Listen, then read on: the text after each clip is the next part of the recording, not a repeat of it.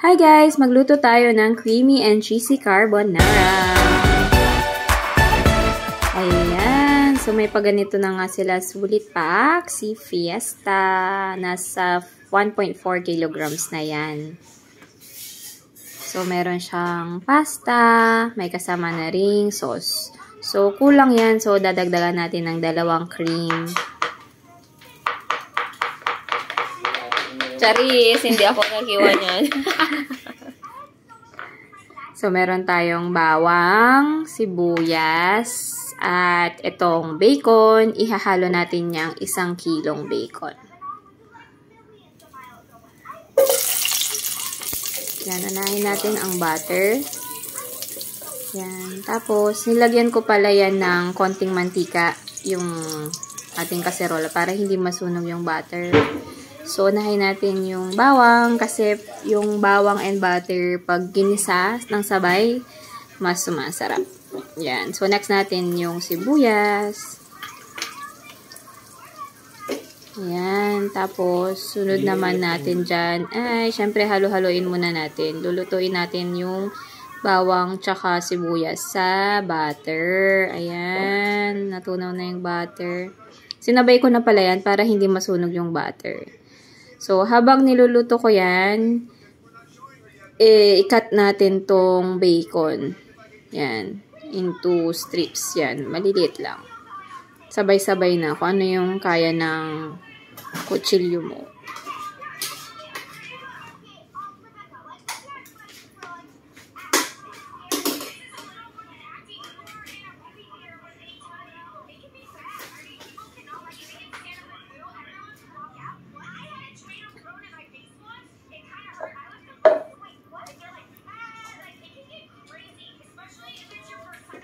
Yan, ihalo ko na yan lahat.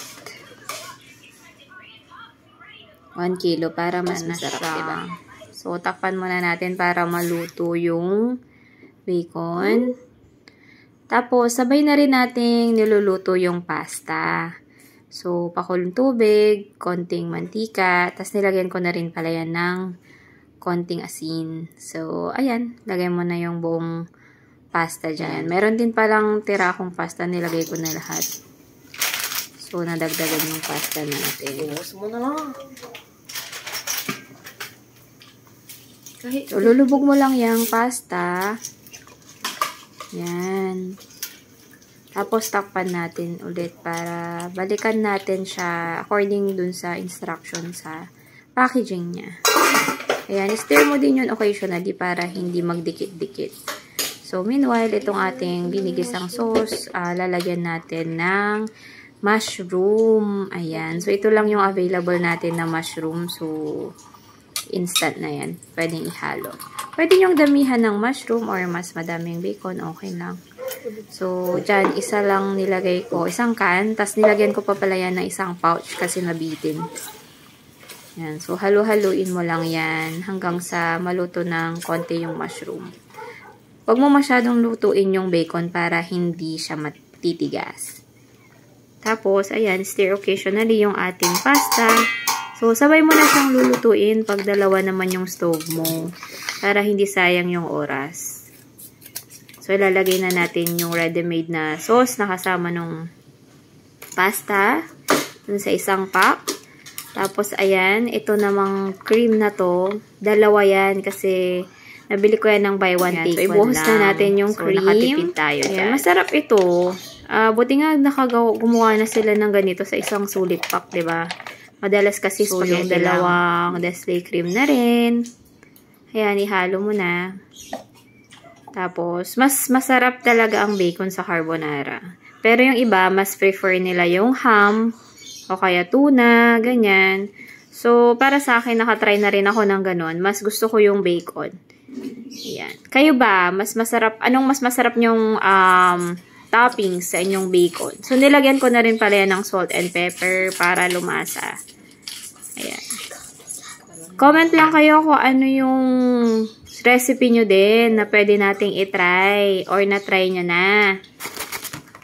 Ayan. So, halo-haluin lang natin. Hayaan lang nating maluto yung sauce. So, ayun nga, nilagyan ko siya ng 1 teaspoon lang ng salt. Pampalasa lang. Sasaluin. Pangit pag sobrang alat ng sauce. Hindi mo na ma-enjoy yung iyong pasta. Ayan. Creamy siya.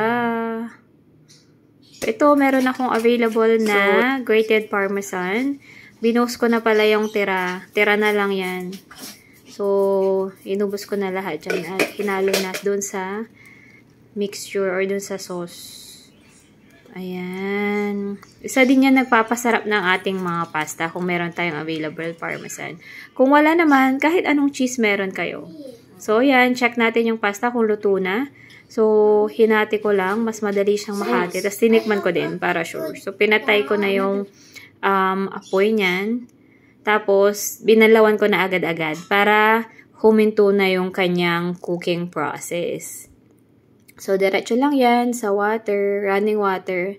So, binose ko na yung, ayan, ihahalo na natin lahat ng sauce para alam natin kung kulang yung sauce or hindi. Pwede pa tayo namang gumawa ulit. So, kung nabitin kayo sa sauce, luto lang kayo ulit ng cream na lang, all-purpose cream. O kaya kung meron kayong mushroom soup or mushroom, ano ba yun? Powder, pwede yun. Ihaluin nyo na lang. Lutuin nyo muna bago nyo ihalo sa pasta. So, ayan. Hinalo ko na muna. Tapos, saka natin nilagay sa bilao. Para, kunwari, in-order natin, diba? So, ito yung ating ambag. Pwede nyo maging ambag pag may pupuntahan kayong party. So, meron din akong nabiling buy one take one na cheese. So, inubos ko na yung isang pack para cheesy talaga siya. Ayan. So, enjoy! Thank you for watching, everyone. You can follow me on Facebook and please like and subscribe here on our YouTube channel. Thank you, everyone.